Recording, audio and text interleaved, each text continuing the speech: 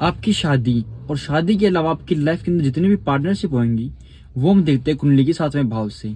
और वहीं आपका काम क्या रहेगा ये भी हम कुंडली के 7वें हाउस से देख सकते हैं। तो आज की इस एस्ट्रोलॉजी बेसिक सीरीज के अंदर हम जानेंगे कि किस तरीके से हम हमारे 7वें घर से अपने पार्टनर के बारे में जान सकते हैं और किस तरीके से अपनी मैरिज को बेटर करने के लिए रेमेडीज यूज कर सकते हैं। सबसे पहले हमें चेक करना होगा कि कुंडली का 7वां भाव है कैसा।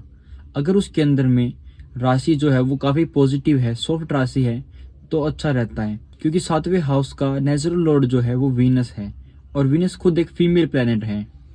तो जैसे भी प्लैनेट्स आपके 7वें घर के अंदर में हैं और जैसी राशि है और जिन प्लैनेट्स का एस्पेक्ट आपके 7th हाउस के ऊपर में है, ये चीजें डिसाइड करेंगी कि आपका पार्टनर और आपकी शादी कैसी रहेगी। हालांकि हम शादी के लिए नवास कुंडली को भी देखते हैं, लेकिन हम 7th हाउस से भी शादी को और पार्टनरशिप को और बिजनेस को भी देखते हैं।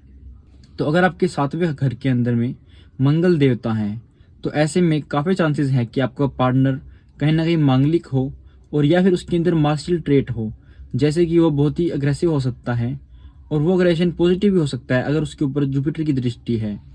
लेकिन वहीं अगर राहु मंगल ऐसे कुछ प्लैनेट हैं तो शायद वो गुस्सा काफी ही ज्यादा भी हो सकता है।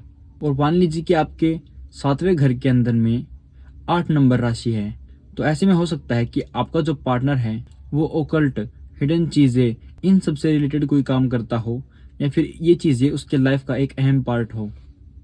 और 7वें भाव से हम ये भी देख सकते हैं कि हमें खुद के अंदर कौन सी क्वालिटीज को इम्प्रूव करने की जरूरत है, क्योंकि हमारे लगन का जो शक्ति स्थान है वो है हमारी कुंडली का 7वां भाव। तो जो आपकी 7वें भाव के अंदर में राशि है, आपको वो एट्रीब्यूट्स अपने अंदर इंक्रीज करने की जरूरत है। जैसे कि अगर किसी का लगन टोरस है यानी कि 2 नंबर का है, तो उनके 7वें घर के अंदर में राशि हुई 8 नंबर की, जो कि अभी मैंने बताया आपको ओकल्टिज्म और हिडन चीजों से रिलेटेड है। तो उनके पार्टनर इस तरीके के हो सकते हैं। फॉर एग्जाम्पल मान लीजिए कि किसी इंसान का कैप्रिकॉर्न लगन है यानी कि 10 नंबर का लगन है, तो उसके अपोजिट में यानी कि उसके 7th हाउस के अंदर राशि होगी 4 नंबर की, जो कि इमोशंस की राशि है। तो ऐसे में इंसान को क्या करना चाहिए कि अपने अंदर उसे सिर्फ कर्म करने के साथ साथ में थोड़ा सा इमोशनल इंटेलिजेंस को भी बढ़ाना होगा, ताकि वो अपने पार्टनर के साथ में कंपेटेबल हो सके। और ये वैसा वैसा चीजें चलती हैं। आपका पार्टनर अगर 4 नंबर का है तो उसको ये सीखना चाहिए है लाइफ के अंदर में उसको प्रैक्टिकल होना होगा। और वही 7th हाउस के लॉर्ड से हम जान सकते हैं कि आपका पार्टनर आपको कहाँ से मिल सकता है, या फिर जो प्लैनेट्स आपके 7th हाउस के अंदर में आए हुए हैं वो कहाँ के लॉर्ड बनते हैं। इससे भी हम जान सकते हैं कि आपका पार्टनर कहाँ से हो सकता है।